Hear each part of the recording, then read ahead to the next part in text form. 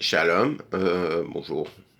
Euh, Recadrage aujourd'hui à nouveau sur le sujet de la tzedaka. Alors le sujet de la tzedaka, c'est génial, c'est merveilleux ce que je vais dire, parce qu'en fait c'est, je le savais, mais c'est un Talmid Chacham, Monsieur Sellon, qui était chez Rav Rothenberg, qui m'a fait ouvrir les yeux. Voilà, donc dans le Shulchan Aruch, le code de loi de la Torah, il y a marqué que la tzedaka, il y a plusieurs degrés, plusieurs étages, on va dire. Et le degré, on va dire, dans un premier temps, le plus haut, c'est de redonner une autonomie à quelqu'un, de faire en sorte qu'il ait un emploi, qu'il retrouve son autonomie. Alors ça peut être par se renseigner pour qu'il ait un emploi, pour prier pour qu'il ait un emploi, qu'il soit autonome, de lui prêter de l'argent, de lui prêter un outil de travail pour qu'il puisse travailler, se mettre en place, l'embaucher si on a un travail, si on a du travail à donner. Et c'est le plus haut degré de Tzedaka. Alors, il y a deux idées, Ramban et Ramban. Il y en a un qui dit que le plus haut degré, c'est une Tzedaka. Ouais, comme traduire en français, c'est charité, bon, justice en hébreu, justice sociale. Mais il y a l'autre idée qui dit que c'est deux mitzvot complètement différentes et que d'aider quelqu'un à avoir un travail, c'est pas une tzedaka, c'est une cohérence, c'est une solidarité, c'est une mitzvah de cohérence et de solidarité. Moi, je préfère la deuxième, hein, cohérence et solidarité.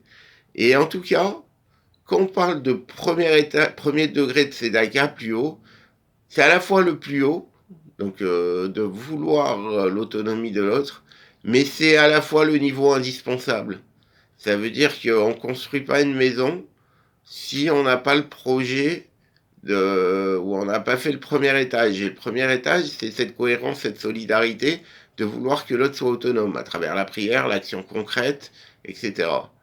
Donc ça va même beaucoup plus loin, c'est-à-dire qu'il n'y a pas de tzedaka, il n'y a pas de tzedaka si on n'a pas la recherche de ce premier étage, tout du moins la recherche à travers la prière, le ratson, c'est-à-dire la volonté, l'action concrète, si on peut aussi, et parfois on peut beaucoup plus qu'on le peut, en se renseignant pour quelqu'un, en mouillant sa chemise pour le faire rentrer là où on bosse, si on a du boulot, on est patron, en essayant de le faire employer. J'ai pas dit s'il est pas compétent, hein, mais bon, s'il est en difficulté, il faut être aussi un petit peu conciliant, un petit peu, hein, faut pas.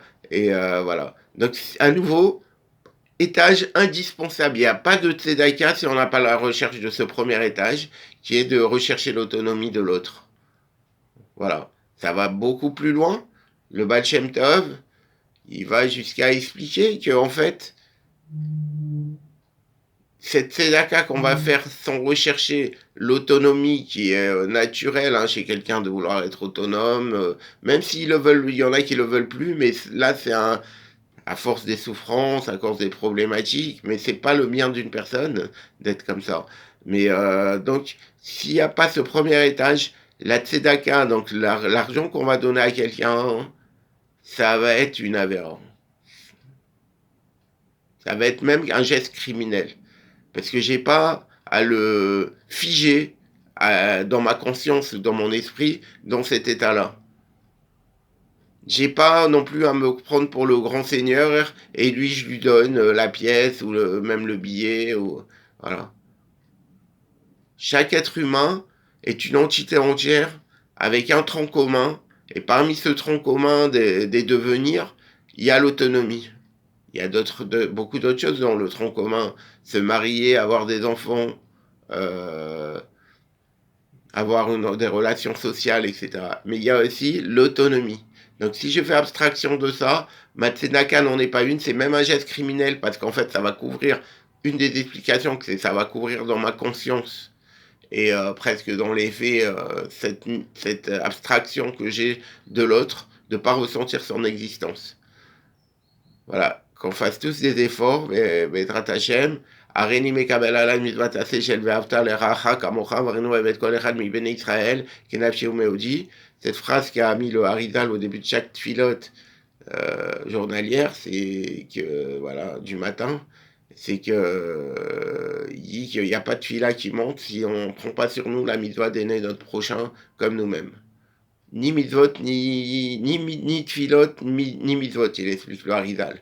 Donc le maître de la Kabbalah, il explique qu'il n'y a rien qui monte si on n'a pas cette recherche de ressentir et de vouloir la réalisation et l'existence de l'autre.